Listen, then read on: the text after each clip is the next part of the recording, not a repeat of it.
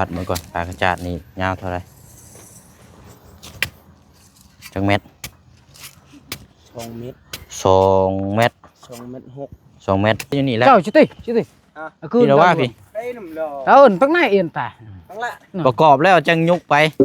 ปตั้งเอาเลยแล้วก็จังคุดพังลงบัดมองไรมองตั้มมอง มีน้ำมันเอาจักค่อยให้ตัดมัน Phè con โอเคบัดนี้มันคือเบิ่งได้มือได้ ขดก้อนเลยเจ้าเห็นบ่มันสิไป ตาย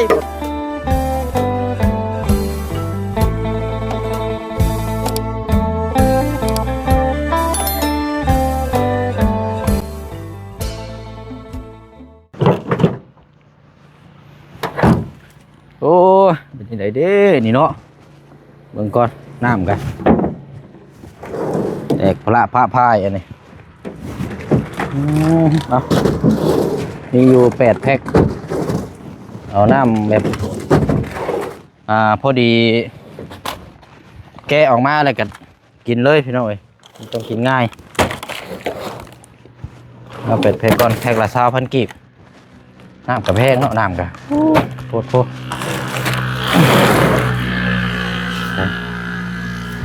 อึ๊บ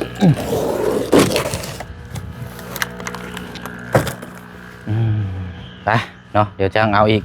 2 แพ็คพี่น้อยเนาะให้ทางน้องสอนจับกล้องให้อีกคือเก่าแจ้งอยู่บ่ล่ะ แจกแต่มันไม่มืดชมผ่าจังเป็นอะไร เป็นกับบรรยากาศเนาะครึ้มฟ้าครึ้มฝนแน่อากาศมันลมหนาวเบิ่งเจ้าเบิ่งแขนข่อยในแตกเหือบขาวโกโตนอยู่เกินไปขาวธรรมชาตินี่ขาวงอกที่ล่ะเนาะ ข่าวมันสิเป็นพญานาค เดี๋ยวพ่ออายคนนี้เอาเนาะกราบทักทายสบายดีและสวัสดีพ่อแม่พี่น้องเบิร์ดสุขุสุคนเด้อพี่น้องเนาะมาพบมาเจอกันอีกคือเก่าตอนนี้ก็เวลาก็จะเข้าบ่ายโมงแล้วเนาะพี่น้องเนาะมื้อเช้านี่ทั้งพ่อน้องเปียวได้มาเบิ่งม่างหรือล่างสำหรับทางกระตูบน้อยก็เสร็จสิ้นแล้วก็ได้ยกย้ายเสาไปที่ดินแปลงไม้แล้วพี่น้องเนาะแล้วก็ทางน้องสอนมาซอยอีกแรงนึงแล้วก็พอดีมาต่อกันคลิปนี้ก็พอดีมี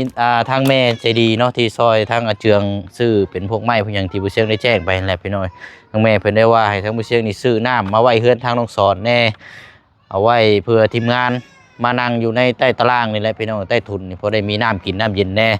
แล้วก็สิแบ่งเอาไปกินอยู่พุ่นอีกจำนวนนึงอยู่ที่หม่องเฮาจะเริ่มบุกกระตูบมื้อนี้แหละพี่น้องเนาะเดี๋ยวเฮาบ่เสียงไปเบิ่งแล้วก็สิได้วัดแล้วก็พร้อมดำเนินการนำกันเด้อมื้อนี้พี่น้องเนาะทั้งแม่เพิ่นว่าเห็นทั้งนี่นะ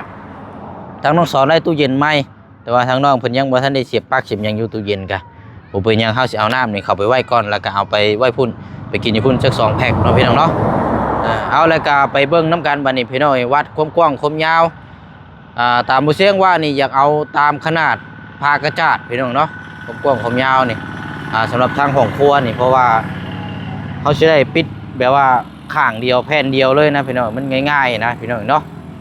หรือว่าจังไรเดี๋ยวเขาจะไปเบิ่งตัวจริงน้ำกันเนาะเอาเดี๋ยวเอานี่เขาไว้ในนี่ก่อนแล้วก็เอา2 แพ็คแล้วจังไปพุ่นแล้วก็ถ่ายคลิปแล้วมีรางวัลให้ทั้ง2 หนุ่มเขาเนาะจากแม่ใจดีนี่แหละพี่น้องโอเคมาบัดนี้เขาทางน้องสอนโอ้ยเอาโอเคเอาน้ำตัวนี้เอาไว้ในเฮือนเจ้าเด้อไว้กินเนาะทีมงานมาแบ่งกันกินในตู้เย็นเย็นๆนี่แหละพี่น้องเอ้ยแต่ว่าตู้เย็นยังบ่ทันได้เสียบปลั๊กอยู่ไปยังเด็กจังคอยนั่นก็ได้เนาะเอาจะตั้งไว้นี่แหละป้าวันนี้ไปเอา2 แพ็คนั่นเฮาเนาะด้วยเอาไปไปนั่งกินอยู่พุ่นละล็อกไว้เด้อเฮือนเด้อเฮือนชาลาน8ล็อกไว้ได้ไปเจ้ารถ2 แพ็คนั่นแหละมันซะได้บ่ทางกระเจืองน่าจะอยู่พุ่นน่ะเนาะเพราะว่าให้ทางน้องเพิ่นจัดเกี่ยมเกี่ยวกับเป็นพวกเลื่อยพวกอย่างนี้แหละพี่น้องของที่เฮาจะเป็นต้องใช้ไปเดี๋ยวเอาละ มื้อนี้คันบ่แล้วก็อย่างน้อยก็ขอให้เห็นโครงห้างได้มื้อนี้มื้ออื่นก็จังปลุกจังโมงเบิ่งน้ำอุปกรณ์เสริมหยังต่างๆนั่นแหละพี่น้องเนาะอุปกรณ์ครบมันก็แล้วไว้ห่วยไม่ยังโอ้ตกใจเบิดอันนี้เนาะ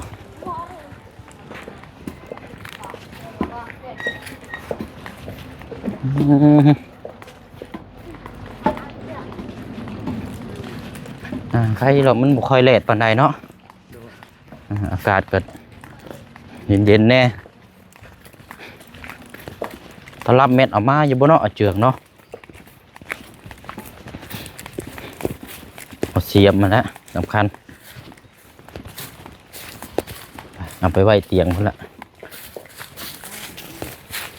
โอ้ว่าน้อยเนาะนั่งอยู่เตียงบุกของมอกอยู่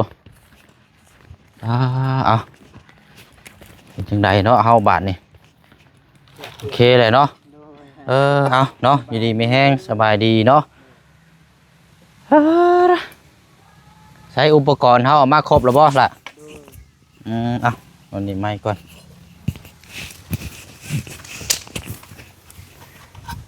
เป็นเลื่อยเป็นเล็กเป็นตะปูเนาะโดยตลับเม็ดเด้เม็ดก็อยู่ในเป้าอ๋อ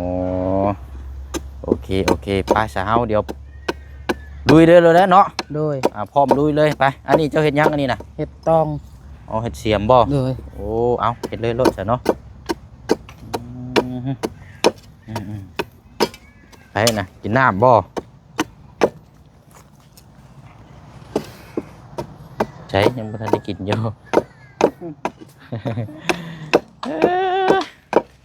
เอาน้องข้างโดยเอาบัดนี้เนาะมาเบิ่งแย่งน้ำกันอยู่นี่แหละเดี๋ยวเบิ่งเด้อเดี๋ยวดูได้เนาะก่อนหน้าเชื่อมไหมก่อนทำเชื่อมรอบมาตรงเจไดมุมใดเจไดพี่น้องเอ้ยเดี๋ยวอันนี้ก่อนใช้ตลับเม็ดเจ้าเด้เจืองอยู่เป้าไปเอาตลับเม็ดมาโดยมาวัดเบิ่งผักกระจาดก่อนกวงยาวนี่เอาซ้ำผักกระจาดนี่ไปยังเจืองโดยเพราะว่ามันจะได้ตอกเป็นข้างละล้านเลยเนาะโดย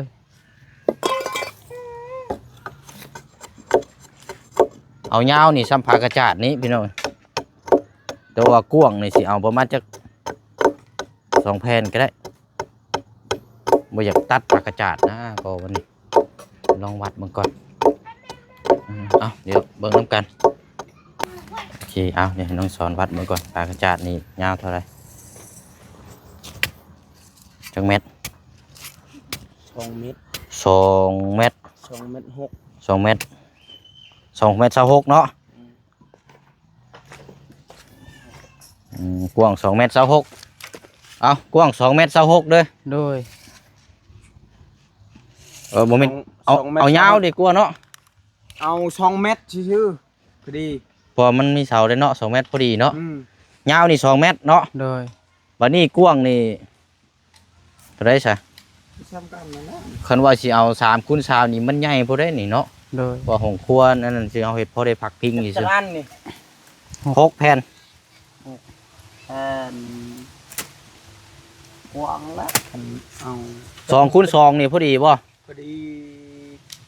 7 เมตรนี่6 อันบ่นี่บ่เชียงซื้อมาเพื่อไว้สิซื้อ4 เมตร4 เมตรมันกว้างอันนี้ยาว4 เมตรเมตร50สั้น2 เมตรสั้น2 เมตรป่ะเทคเอา2 คูณ 2บ่2 คูณ 2เนาะ2 คูณ 2นี่พอดีผักกระจาดนี่โดยคันว่า3 คูณ 3น่ะมันใหญ่โพดว่าเฮาเฮ็ดพอพักพิงซื่อๆนะบ่ได้3นี่แหละต่อไปก็เฮ็ดเรือนครัวเนาะโดยหรือว่านี่ได้ซะเสายาวเอาลงลุมเลยก็ได้แม่นเอาตัวยาวลงดูยาวได้ใช้มองได้มองเฮาสิพังนี่ได้นี่เฮาสิหันหน้าขึ้นไปใช้ล่ะหันหน้าไปพุ่น หันขึ้นเพิ่งคุณบ่ โดย เห็นโมเดิร์นได้น้องสอน อืม เห็นโมเดิร์นหันหน้าขึ้นเทิงพุ่นได้ ยาวแล้วเนาะ น่ะมาคือ ฮะ ใช้จะวัดยังนะดึกแท้นี่มันก็ยาวได้2 เมตรเนาะ โดย มันก็ใหญ่แล้วอ่ะ ยิงกูเตก นี่เนาะ2 เมตรนี่เนาะ ได้2 เมตรเช้านี่แหละ พอดีเลยถึงนี่ค่อยลก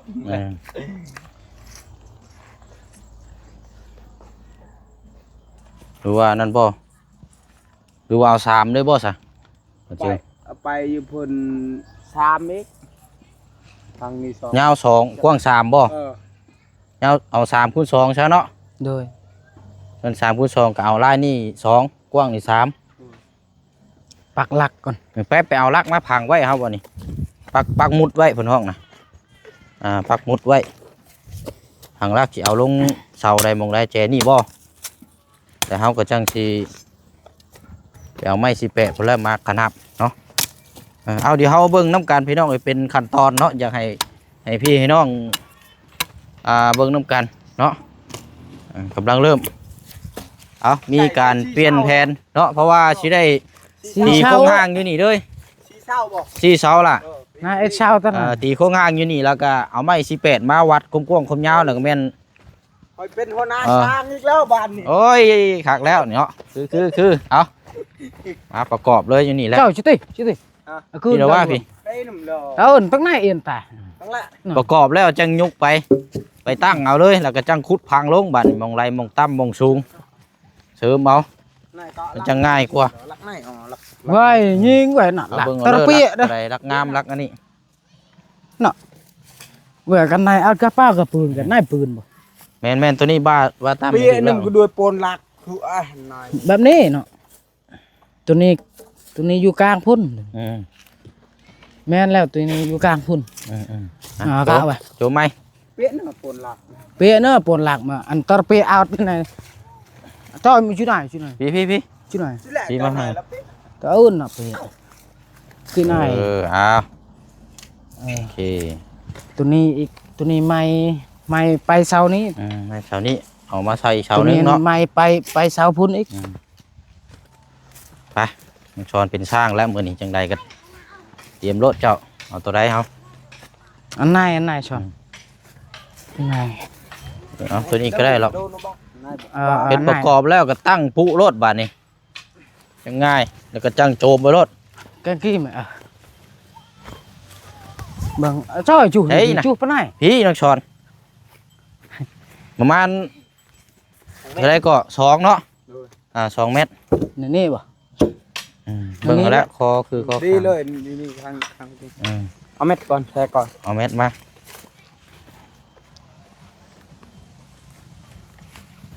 รับ ไป เม็ด เอาปูตอกเลย ดึงไม้18มารถล่ะ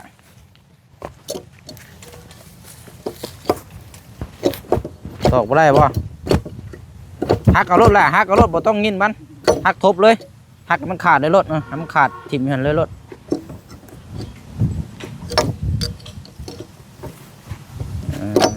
โอเคฮะละไปน้องช้อนดึงไม้18มาเลยเฮา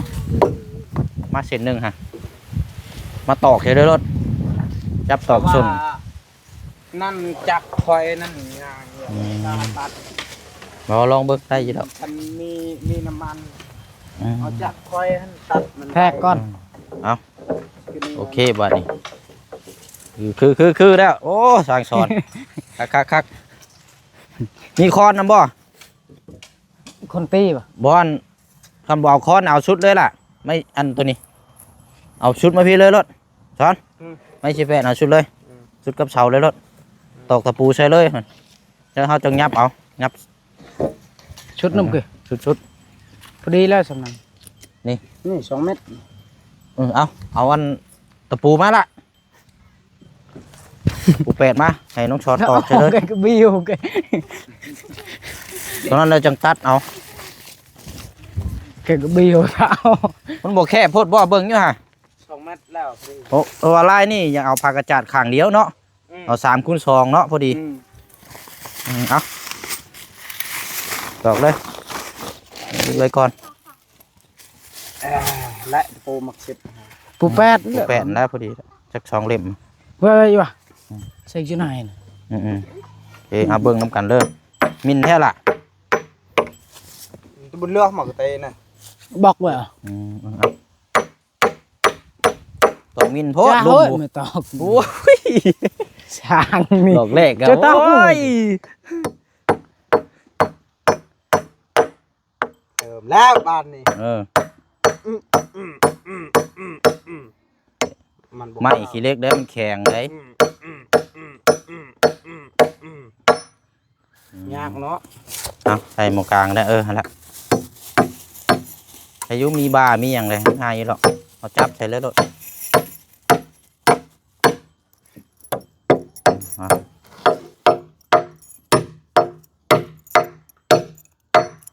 โอเค มันชูนแล้วค่อย ไปอะไรเลยครับไปมาตอกพี่บัดนเบิ่งโยจะกว้างยาวเท่าไรเลิกขีดไว้เลยเอาตเอานั่นวัดไว้ โดย จังเม็ดมา ชาม ตึก กันแล้ว ให้มันช้ำผากระจาดให้ได้ล่ะ เอาจ้ะ ผากระจาดมัน2 เม็ด26เด้ 2 เมตรช็อกไปดิ2 เมตร 2 เม็ดให้มันเลื่อมมันนิดนึงเนาะ ทำมันไม่ได้เลื่อมมัน โอเคละอ่ะตอกเลยนั่นแหละ มันบ่แม่นเพื่อนนี่แล้วนะ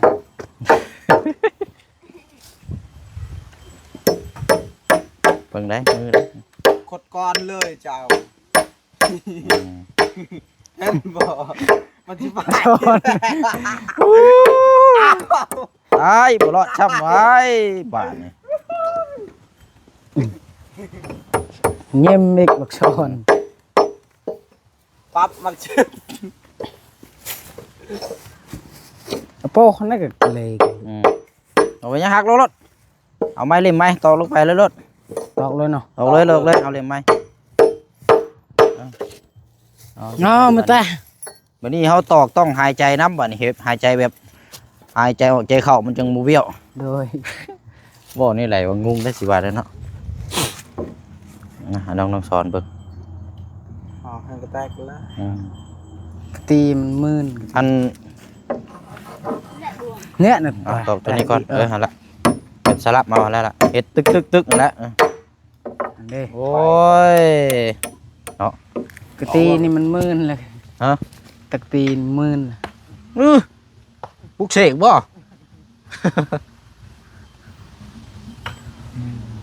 ตีมันลื่นเลยเนาะมาใส่พี่บัดเนี่ยเจ้าดึงมาอีกเส้นหนึงล่ะใน18 ตัวนี้ เดี๋ยวเฮาสิตัดตัวนี้ได้บ่ตัดเอาตัวนี้ใส่เทิงพี่เลยได้บ่ ตัวนี้ยังบ่ถึกอีกใส่เทิงนี่เลยบ่ เอามึงก็ต้องขนาบเทิงพี่แล้วอ่ะเดี๋ยวเวลาเฮาจังตอกเนาะเอาตัวลุ่มก่อนบ่เพราะว่าเฮ็ดบ่เลิ่นเด้ โดย ตัวล่างเอาเนาะตัวล่างเอาแต่ว่าเฮาต้องตอกจับแบบซี่คือกันเด้ โดย จับคือให้มันเป็นสี่เหลี่ยมมาเด้ โดย ให้มันยึดให้มันแน่นได้ แล้วก็ต่อเสาอีก แม่นในต่อล่างข้างหน้านี่ขึ้นตัวนี้บ่ต้องต่อตัวนี้นี่ โดย ต่อล่างคือในแม่นให้มันซี่ปุ๊บไปเลย โดย พอดีแล้วนี่เอาตัวนี้เฮ็ดเป็นคอร์สไปหน้าเลยเนาะ โดย โอเคเลยโอ้เอาเบิ่งน้ำมือนี่เฮานี่แหล้วนี่โอ้ยเนาะ คุณลองมา ใกล้เลย คนตีนี่มีปัญหาแล้วนี่เบิ่ง ตีนี่มันเลื่อนโดด ยิงเป่าเนี่ยโดย แล้วอ้าว โอ้เนาะ เบิ่งเดี๋ยวไปเสียงไปอันนี้ก่อนพี่น้อยเนาะไปหาเบิ่งข้อตีก่อนยังไดบาทนี่เนาะเอาเดี๋ยวชุมเจ้าคุมอยู่นี่ท่าเด้อ โดย เอาบาทนี่ ควันมาใหม่นี่ ไม่แล้วนี่เหลามาเมื่อกี้นี่ บ้า เหลามาเพื่อสิ่งนี้เด้อเด้นี่ลองรถบาทนี่คันตอกเบี้ยวนี่บ่แม่นแล้ว บ่แม่นแล้วมันแต่มันตีเฮามันปรับมาคืนบ่ได้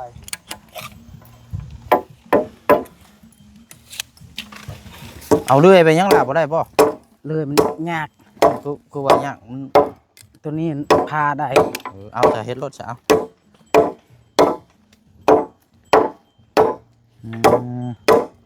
ว่าเอาเครื่องจักรไฟมัน บ่เสียงมันลังเอาหรอกบ่มักความหุนแฮงเนาะ เลยนี่ก็พี่ แล้วนี่คอยเฮ็ดไป ก็เฮ็ดนี่ก็มันแห้ง เอา3คูณ2พี่น้องเนาะ3คูณ3มันอันนี้เนาะเพราะว่ามันสิกระเทินผักกระจาดเฮาเอาไปเชิงอยากได้ผักกระจาดอีแผ่นเดียวโป๊ะข้างๆนี่หน้า2เมตรนี่แต่โตทั้งนั้นนี่เอาเสริมเอาก็ได้อีกล้านหนึงเอากว้างนะกว้าง3ยาว2 3คูณ2 ใหญ่เติบเลยกว่าดอกเงินมันเฮ็ด โอ้มันพูนบัดมันสิได้ตอนกว้างพุ่นอันนี้เนี่ยมันยังอันนี้อ รู ยู่ ปมันเฮ็ดมันกว่า อืม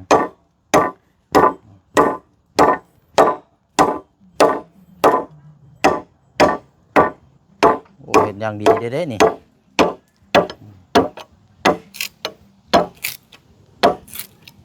ไปโอเคแล้วเนาะได้แล้วจังก็เจิมบ่ต้องลงลายก็ได้ล่ะ โดย เอาพอดีก็มันอยู่นั่นละมาทางนี้บัดนี่ นี่ในกับในเพื่อน เออ ธรรมดามีจังจะไปหาตุกดบเดาเลยนี่ มาเว้ย เออได้บ่ ได้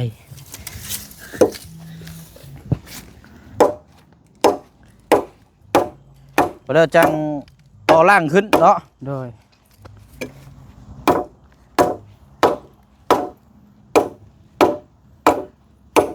พอได้มันมีบ่าพอได้เห็นมันจับแน่จักหน่อย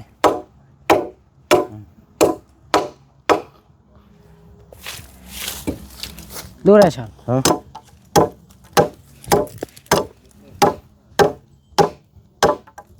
เบิ่งเด้อโอ้คอยได้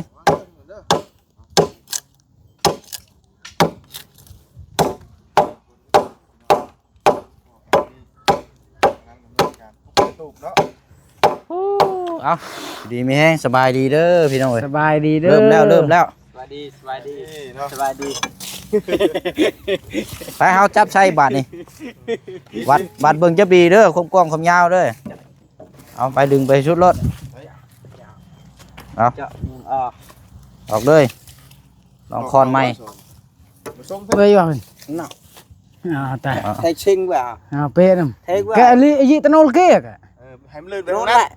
ให้มันลื่นทั้งนั้น หรือนั่นเพราะว่าสิเฮ็ดคอนเด้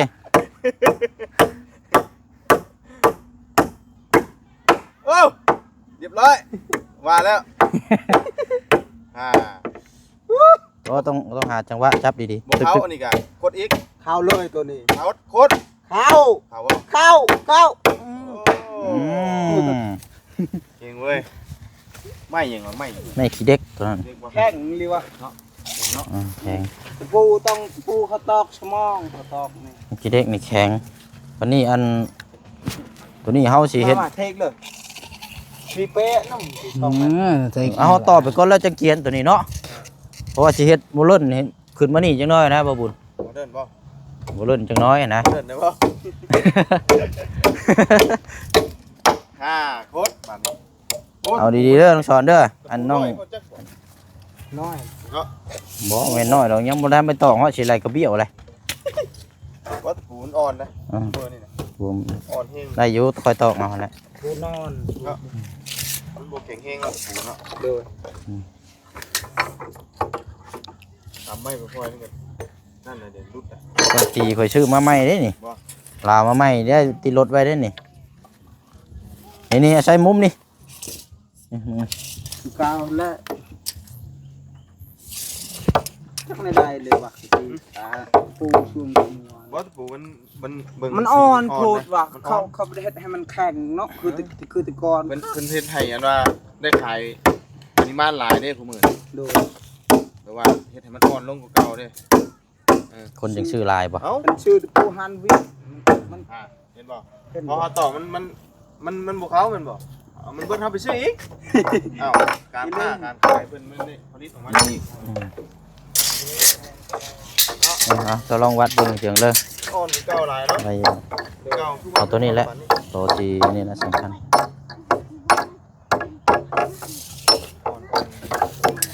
เอาสิใช้เวลาเนี่ยจังน้อยเนาะช่วงนี้มัน ข้าว อย่างน้อยก็ให้มันเห็นโครงห้างมันนี่คันบ่ได้มุงกะ มีแต่ดอกนึงเลยเขา บ่ซื้อ บ่พอก่อนก็ได้เดี๋ยวก็จังค่อยเสริม ยัน พอก่อน นี่ว่าหันลาวมันจะแข็ง เอามาตอกพี่ ดีเลย ของไทย จอนเอามาจับผีมาสิตอกมา ลองเบิ่งอ่ะมีมือไผสิตอกดีครับ อันโอ้ย เพราะว่าชิมือมันก็ยานว่าบ่คือกัน จะวัดระบ่นี่เจือ โลได้ พอดีแล้วบ่ ด้วย เขาว่าปรับมักชูนรถเจ้า